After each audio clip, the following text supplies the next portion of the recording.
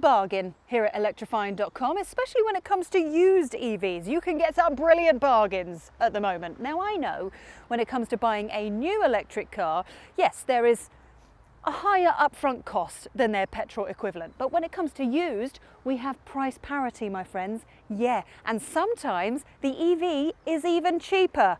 Yeah, so today we thought we would round up some of the best used EVs that we could find as of right now, summer 2025. We've given ourselves a budget. Has to be under £20,000. What can we find? Well, subscribe and let's find out. But before we kick off, if you are after a used electric car, we have got loads on our used listings on electrifying.com from carefully selected used car partners like Car360, which is where we are today. If you click on the QR code at the top of the screen, it will take you straight to all of the listings where you'll find info that has all of the things that you really need to know when you're buying a used EV. So you can watch our video on your smart TV or tablet and browse our listings at the same time, because we all like multitasking, don't we? So let's start with a car that is way under the £20,000 budget. Actually, the Mini Electric, you could get two of those for that, because on our website, starting price around 10 grand. Now let me start by saying there are some compromises with electric Mini ownership. If you're looking for an EV that will do massive distances without recharging, then skip forward maybe the next 60 seconds.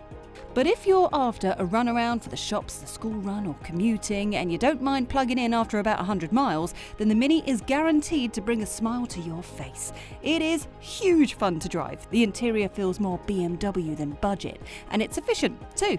So you'll spend less on lecky.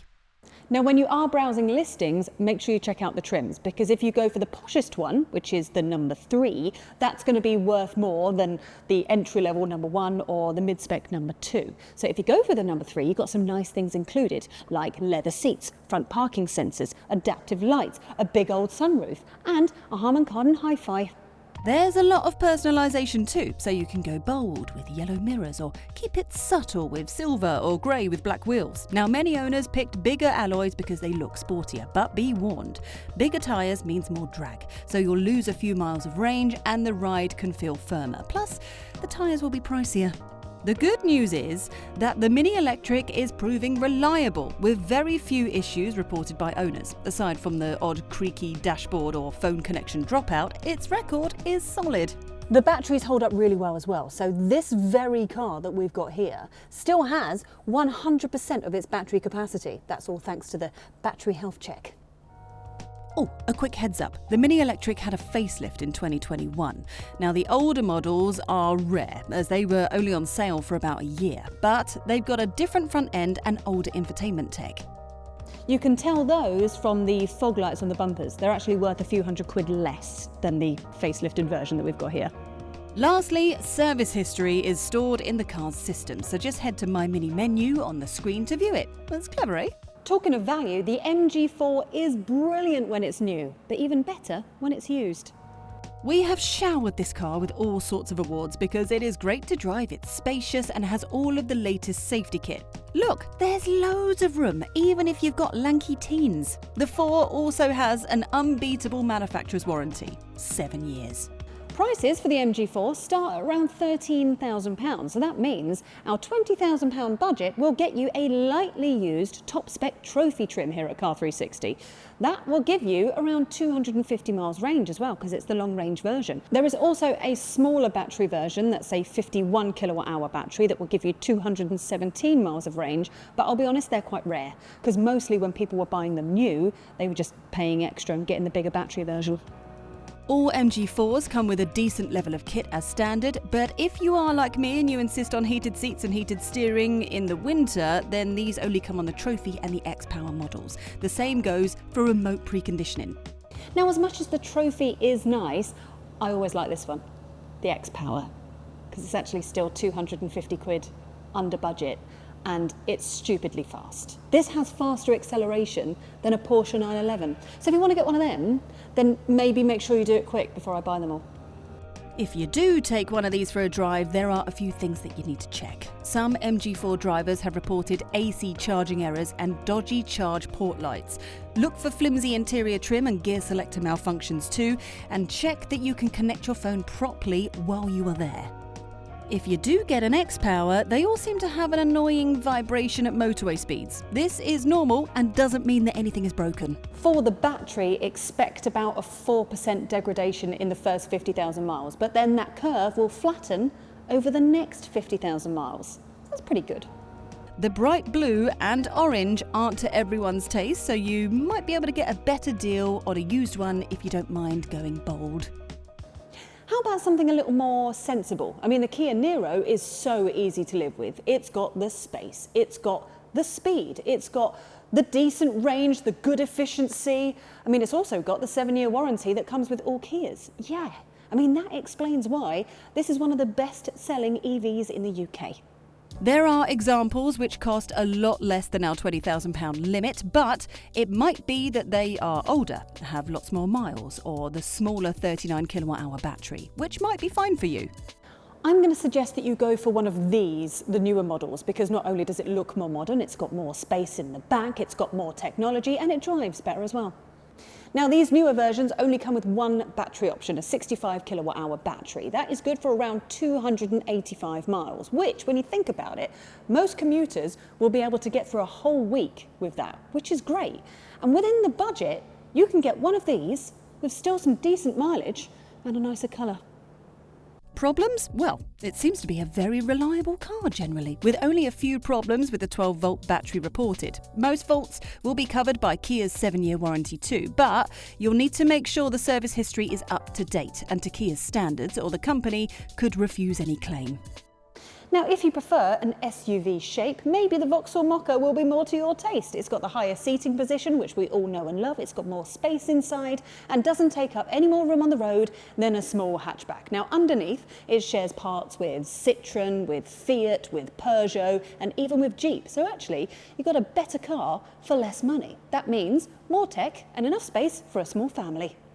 In terms of the range, most of the Mokkas that you'll see on the used market will have the older 50 kilowatt-hour battery, which has an official range of around 220 miles. Bear in mind that this will be less, sometimes much less, in winter or if you hoof it on the motorway. But if you're just doing day-to-day driving, it will be totally fine, and it charges pretty quickly when you need to go further. The later cars got a better 54 kilowatt-hour battery and more power too. These are more efficient generally, but are rare on the used market, as there were some really stonking deals on the older spec models. This means they are great value for money when they are used. Now, this one is around a year old, it's got fewer than 6,000 miles, it is less than £16,000. That is half the price of when it was new. The other thing that I would say about the Mokka is that you need to go for a test drive to make sure that you can live with the safety systems. Some owners are driven potty by the technology, which tries to help out by pulling you back into lane. You can switch it off, but it will come back on again each time you start the car, which is a bit annoying. Right, let's move up a size now to the Hyundai Ioniq 5. It's actually a car that we love so much that Mike from the Electrifying team actually bought one with his hard-earned cash. I think it's one of those cars that's aged really well. I mean, you've got the kind of 80s vibe with very sort of futuristic, boxy SUV, and I think it works. I still can't quite believe this was launched back in 2021, and I can't quite believe it's in our budget, under £20,000. There are two battery versions to choose from. The most popular when new was the 73 kilowatt-hour battery, which had a 217 horsepower motor. But there's also a 58 kilowatt-hour battery with a less powerful 170 PS motor.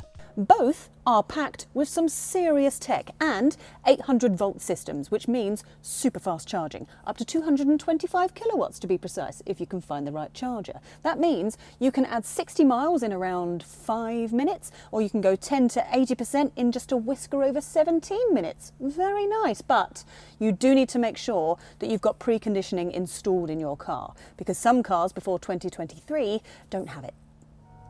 They are a little bit cheaper than the Kia EV6, which is pretty much the same car underneath, but it just looks a little bit different. Which team are you on? EV6? Ioniq 5?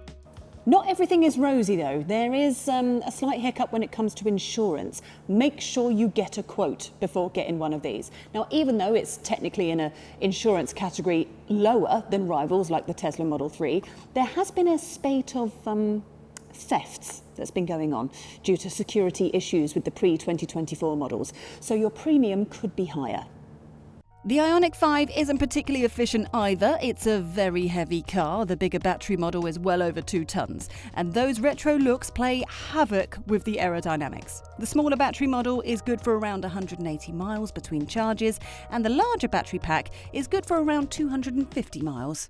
There's also some issues with the 12-volt battery. It tends to flatten itself if the main battery is left with less than 15%. And that means that the car won't start without a jump, which is a bit of a pain. Still, Hyundai says it's developing a fix for both, so make sure that you can get the updates when they do come. And other problems should be covered by the 5-year warranty if the servicing is kept up. Now, no used EV roundup would be complete without the Tesla Model 3. That is mostly because this has been one of the biggest selling electric cars in the world. So there's no shortage. There is plenty to choose from in the used market. There is a good reason they are so popular. Tesla has somehow managed to give the Model 3 the performance of a supercar with the efficiency of a super mini. Now, there's a few different versions for you to choose from. So back in 2019, when the Model 3 was first launched in the UK, you had the standard range that would give you 254 miles. You then had the long range version that would give you 348 miles. And then you've got the stupidly bonkers performance version that only gives you a few miles less than the long range. A facelift at the end of 2020 increased the range by a few miles on all of the models. It's really long range, all right, and if you hang about for one of the new Juniper Tesla Model 3s, you can get an official range of over 400 miles. The minimalist tech inside does take a bit of getting used to, but once you know how everything works, it honestly makes everything else feel a bit old-fashioned. And of course, you'll be able to access the Tesla supercharging network, which makes long journeys a breeze and will make topping up easy and cost efficient, even if you can't charge at home. One thing that you might notice though is a lot of the used Model 3s are white, and that's because when they were new it was quite an expensive option to change the colour, and that's still the case when they're used. You've still got to pay around 500 quid more to change the colour. Is it worth it? I'll let you decide. The lighter interior was a cost option when the car was new and does make it brighter, but it's not really practical if you have kids, a dog, or like wearing jeans. No, really. They stain the material blue, and it is actually impossible to remove. If you want to avoid Tesla for whatever reason, here is a Swede deal for you, Polestar 2. Because it's kind of a mashup between Scandinavian design and Chinese EV tech. Built in China, designed in Sweden. See? It's a nice mashup. And you can see the mashup. I mean, it's kind of a saloony SUV, and I quite like it. But where the Tesla has to make do with a smaller boot lid, the Polestar's more practical hatch makes it a more obvious choice for anyone who needs to carry something like a bike. Like the Tesla, there are single and twin motor variants, but the Polestar is slightly cheaper than the Model 3, probably because a lot of people have never heard of it. Now, with our £20,000 budget, that could get you a 3-year-old Polestar 2 with either the long-range 78 kilowatt-hour battery or the standard range 64 kilowatt-hour battery. But honestly, even the smaller battery will get you from London to Newcastle without stopping. Try and find yourself one with the Plus Pack. Now, that was a £4,000 option back when this car was new, but that comes with a heat pump that makes the car more efficient when it comes to cold weather, a panoramic glass roof, an upgraded sound system, and vegan leather seats. So if you spend a lot of time in the car, it makes it worth it. At this sub £20,000 price level, we're not going to stretch to one of the facelifted cars which switched from the front to the rear-wheel drive. But if you can afford one, they are much nicer to drive. The performance pack models are a little bit pricey for us too. They look great with their big wheels and yellow seat belts and are super fast, which means I like it a little bit more because I like things that go fast. But you might not. It's up to you. Now, while the small ID3 hatchback and the big ID Buzz hog the limelight, everyone forgets about this, the ID4, which is a shame, isn't it? Because this is a big, spacious family SUV, and it's super efficient as well, which makes it great value when it's used. This is actually cheaper than a Skoda Enyaq of the same age with the same miles, which is quite surprising, isn't it? Because a lot of people thought this was posher. The ID4 is a car which has been evolving since it was launched, so the trim levels and specs can be quite confusing. But the ID4 is available with 2 batteries and a variety of different models with either rear or 4-wheel drive. Now the lower models seem like the most common on the used market and look like the best value as well, but keep an eye out for X-Taxis because they will have higher mileage. They'll also most likely be black with steel wheels rather than alloys. The 52 kilowatt-hour battery models have a 148 or 168 brake horsepower electric motor. That should do more than 200 miles on a charge. The performance of these is adequate, if not quite as grin-inducing as some rivals. The posher Pro Performance models get a 77 kilowatt-hour battery, 201 horsepower, or there are the twin motor versions with 282 horsepower and a 300+ mile range. As usual, these will drop off a lot in winter or if you do a lot of motorway miles. Now the early cars have VW's infuriating software and switches, which you will get used to eventually. But look, it's roomy, it's safe, it's comfy, it's reassuringly familiar, even if you're new to EVs. It also goes a long way between charges. I mean, what more could you want? Now, if the price of the new Q8 e-tron makes you feel sick to your stomach, don't worry. Look at a used one, because at the moment, some of them are dipping below £20,000. Yeah, that makes them a third of the price they originally were. Why would you want one? Well, there's the style and the build quality that you would expect from an Audi. They charge quickly too. Audi initially offered just one size of battery, a whopping 95 kilowatt hour, and then brought in a model that was much cheaper and used a 71 kilowatt hour battery and a little bit less power. I would say these cars are not very efficient. I mean, even if you go for the bigger battery, you'll struggle to get around 200 miles. Even the smaller 50 will get around 150. I mean, that's actually less than a Vauxhall Corsa electric. The problem is made worse if your car has the bigger, blingier 22-inch alloys. The smaller tyres might not impress the neighbours, but they can add 30 miles of range. I mean, you'll feel silly if you were stuck 20 miles from home late at night because you went for the nicer-looking wheels, wouldn't you? They also make the car more comfortable over bumps. Believe me, it makes it much nicer to live with. In this case, small is good.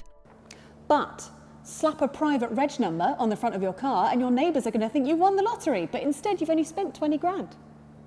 So there we go. Those are our top picks of the best used EVs that you can get at the moment under £20,000. Now obviously these things are changing all the time, so make sure you stay up to date on electrifying.com. If you're watching on your telly at home, you can scan the QR code.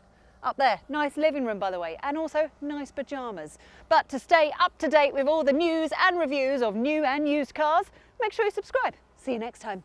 Bye bye.